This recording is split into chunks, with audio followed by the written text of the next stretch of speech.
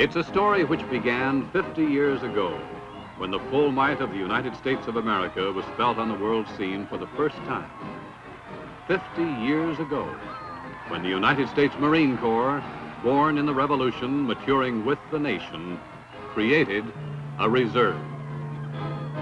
In 1916, there were only 3 officers and 32 men in that reserve. But a year later, when Marines embarked to fight the war to end all wars, that number had multiplied to 6,500. By the time the transports reached France, another great Marine tradition had been established. It was impossible to distinguish the reserve from the regular. And so it was in training behind the front, on liberty in Paris, Calais, Bristol, and Ypres. So it was in battle. It was in June of 1918 when they first met the enemy. With Paris at their backs, the Marines stopped the Germans at Chateau Thierry, driving them from Belleau Wood. A month later, they were in Soissons, smashing the enemy flank with devastating surprise. At Mont Blanc, in the face of fanatic enemy resistance, they took the high ground, disrupting the Germans' defense plans. While the Marine moles fought the ground war, the Marine hawks served valiantly in the air. They were over the battlefield as the Marines cracked the enemy's final defenses in the Meuse-Argonne. When the war ended, the Germans had given them a nickname, Devil Dogs. The French had given them great honor by proclaiming that henceforth in all official papers, the Bois de Boulogne shall be named Bois de la Brigade de Marine. The American people had given them 1,600 personal decorations, 8 Distinguished Service Medals, and 5 Congressional Medals of Honor. Now that it was over there, Americans couldn't forget over there fast enough.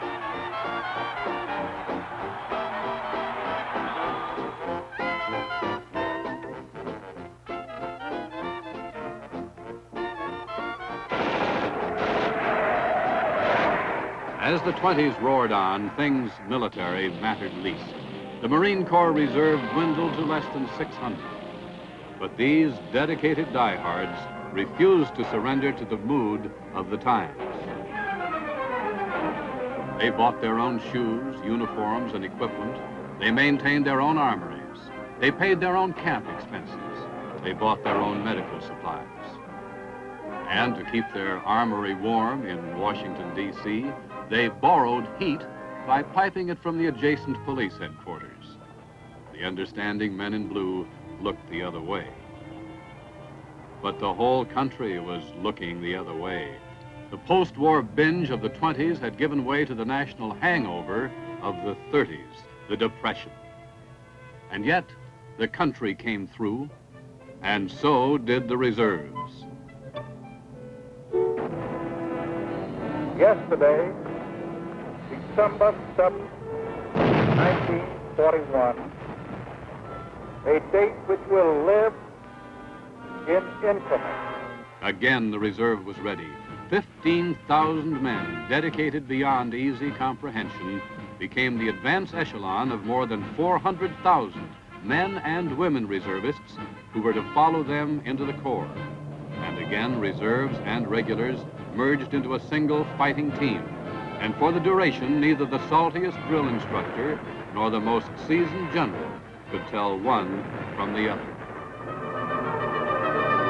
Not at Guadalcanal, where Marines fought America's first offensive action of World War II.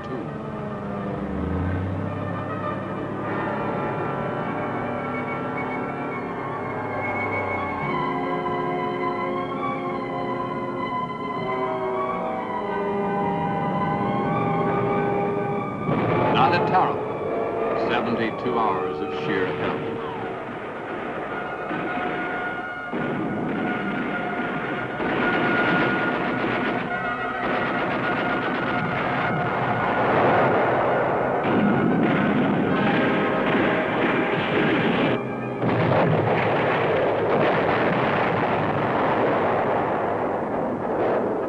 not at Kwajalein, where, side by side with Army comrades, they broke the outer defenses of the Japanese Empire.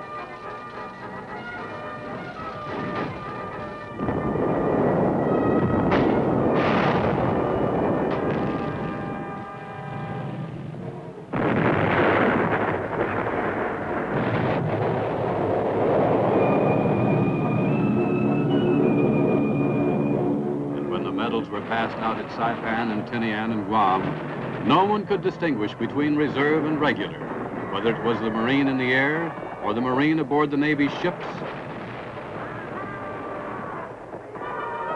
or the Marine on the ground.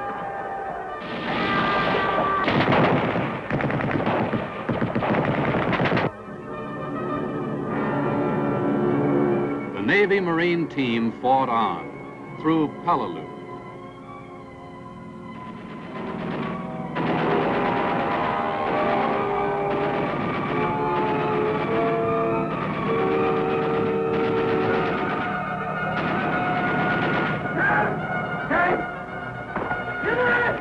across the sands of Iwo Jima.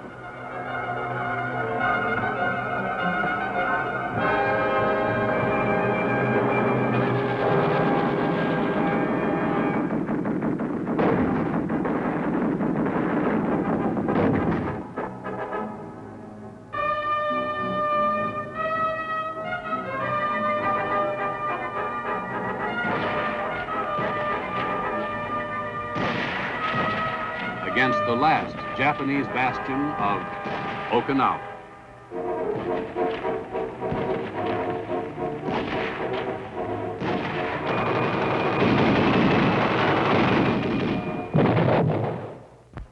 They came home again. And again they returned to Main Street and to the college campus, to New York and Duluth and Atlanta and St. Paul. They married, they built homes, they had children. They started businesses. They began to sell stocks and bonds and shoes and groceries. They became engineers and accountants, movie stars and pilots, teachers and senators and musicians. But some things had changed for the country and for its reservists. Berlin and Greece and the Iron Curtain and the emergence of Red China were deterrents to another post-war binge. The United States emerged as the world's greatest power, and its citizens knew that with power came responsibility. And so, with only a 5-year respite, again, the reserves were called. Today's action by President Truman called reservists, Army, Navy, Air Force, and Marine back to active duty to meet aggression in Korea. And again, the Marine Reserve was ready. They came from their offices and stores and factories, and once again teamed up with the regulars. They sailed from the West Coast, and a month and a day later, they were climbing the seawall at Incheon in one of the most spectacularly successful amphibious assaults in military annals.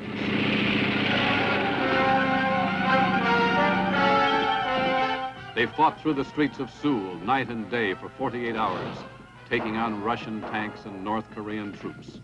And they drove the enemy back into his own territory.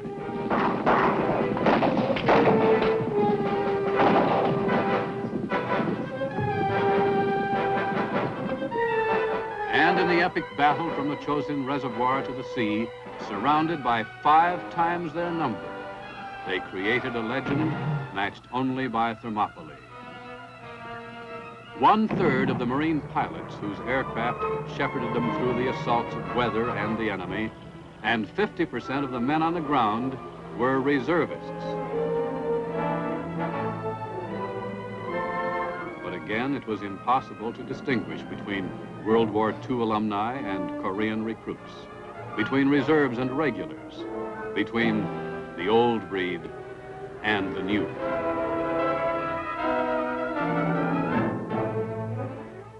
When the Marine Reserves of 1950 returned, they came home to a nation more aware than ever of the compelling need for a strong and ready reserve, devoted to peace and freedom, The United States no longer needed to be reminded that a great nation must have strength to pursue peace and freedom to seek freedom.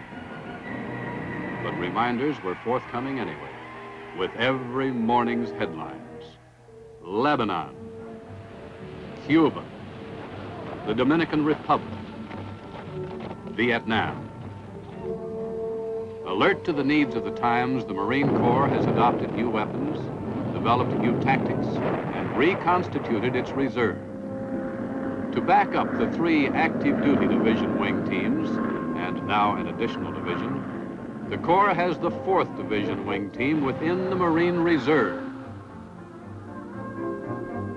While the regular division wing teams meet their commitments around the world, over 40,000 citizen Marines, identically equipped, spend 2 days each month, 2 weeks each summer, landing on the beaches, firing the artillery, building the bridges, setting up the communications, repairing the trucks, driving the tanks and Amtraks, operating the radar, teaching the recruits. Deployed in simulated combat across every kind of terrain and every kind of weather, these Marines, in the tradition of the reserve, are ready. Ready, too, are the pilots, the mechanics, the ordnance men, the electricians, and the meteorologists and communicators. Maintaining air cover over the ground troops, photographing installations, smashing defensive positions, bringing in supplies and reinforcements. They all work together as the reserve division wing team. For the citizen Marine, perfecting military skills is only half the job. As much citizen as Marine, he serves his community in recreational programs or at the blood bank, by providing toys for 1 million needy children through Toys for Tots, or by sending boys to summer camp. Through his efforts, hundreds of thousands of dollars have been made available to buy the food, clothing, shelter, material, and educational resources which will help Marines in Vietnam win the battle for men's minds and hearts, even as they are winning the battle against the enemy. And this program, in the long run, will be a major factor in assuring ultimate victory. As a citizen, then, the reservist is ready, and as a Marine, he is ready.